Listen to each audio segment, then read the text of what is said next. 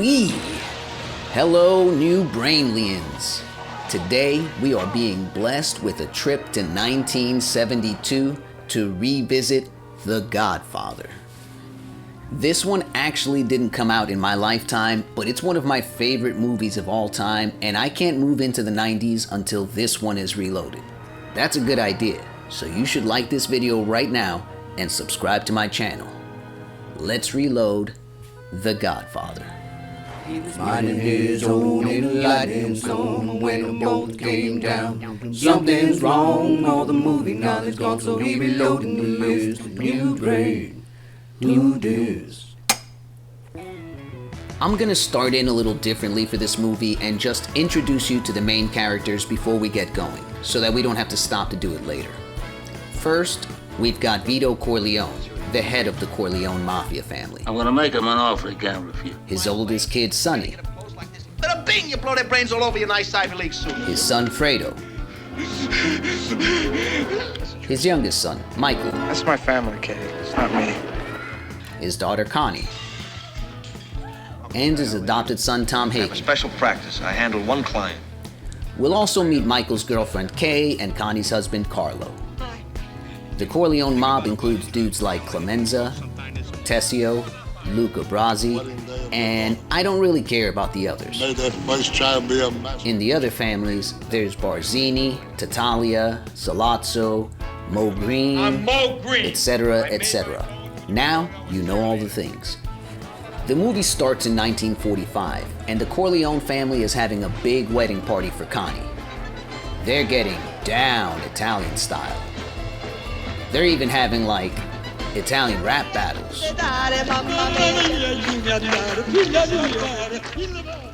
We meet Vito's youngest son, Michael, who's just getting back from World War II, and he wants everyone to know it. He's here with his new girlfriend, Kay. Kay likes to smoke directly over Michael's food. Apparently, she doesn't know anything about his family. Why does he have a different name? But that's actually not a problem, because Michael loves putting his family's business out He's there. been with us ever since. Tell me. He's pretending he doesn't want to tell her, but it's killing him to hold it in. I think he's gonna be consigliere. My father went to see him, only this time with Luca made him an offer he couldn't refuse. Honestly, Luca Brasi. I'm not buying that he didn't already tell her all of this stuff with how excited he is to spill the beans here. That's my family, Kay. It's not me. Dude hates unspilled beans. They're doing a family picture, and Michael insists on including this girl that he just started dating and that his family met 5 minutes ago.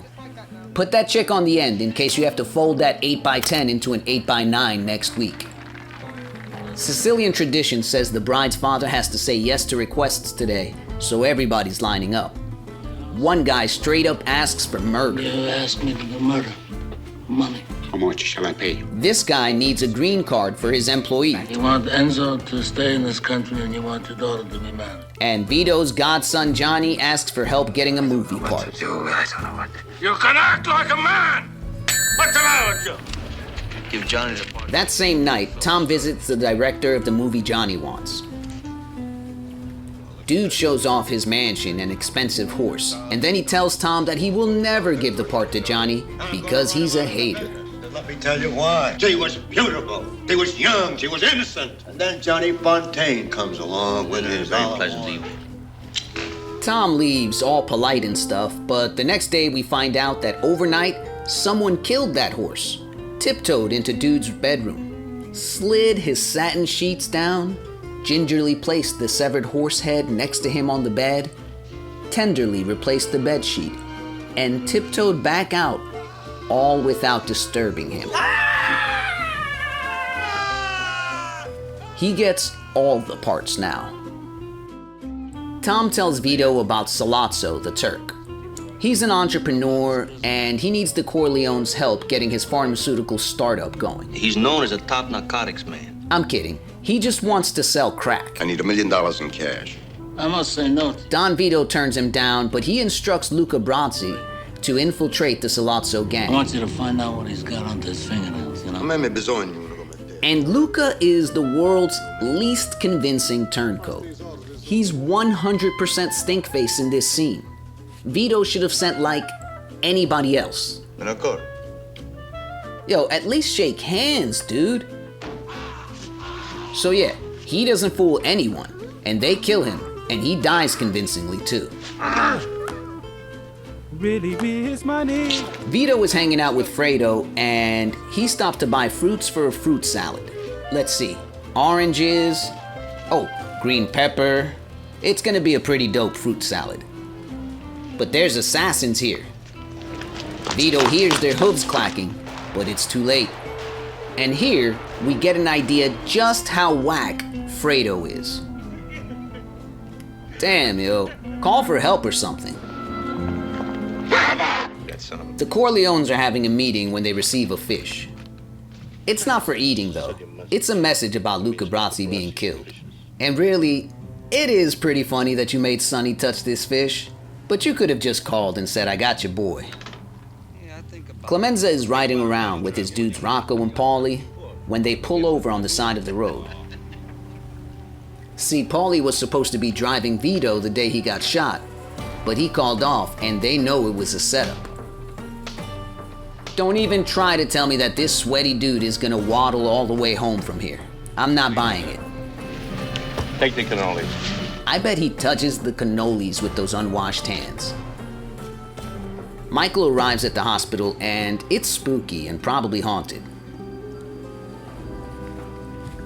Turns out the police kicked the guards out and it sounds mighty suspicious. The police made them leave about 10 minutes ago.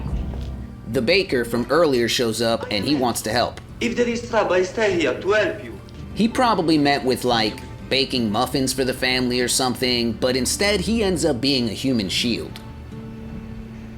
It works to scare the hitmen off, but a police captain shows up to help sort things out. Stand him up straight. Ooh, that was clean. He went full accordion style. They're about to arrest Michael when Tom shows up with some new guards. Thank goodness. All right, let him go. The compound is all locked down, and we find out that Sonny had Tatalia's son killed. The hospital thinks Sonny got mad. We hit Bruno Tattaglia 4 o'clock this morning. That's probably not gonna help calm things down. Sonny wants to go even harder. He wants to fight everybody. But this maniac is gonna get them all killed. It would be disastrous. All the 5 families would come after you, Sonny. The Corleone family would be outcast. Michael is still salty about that sweet-ass punch from earlier, so he suggests the worst plan any of them have ever heard. Let's set the meeting. Get our informers to find out where it's going to be held. Then I'll kill them both. Luckily for Michael, Tom was just praying for any plan other than Sonny's. So he's like, hell yeah, let's do Michael's thing. They might like a story like that. They might.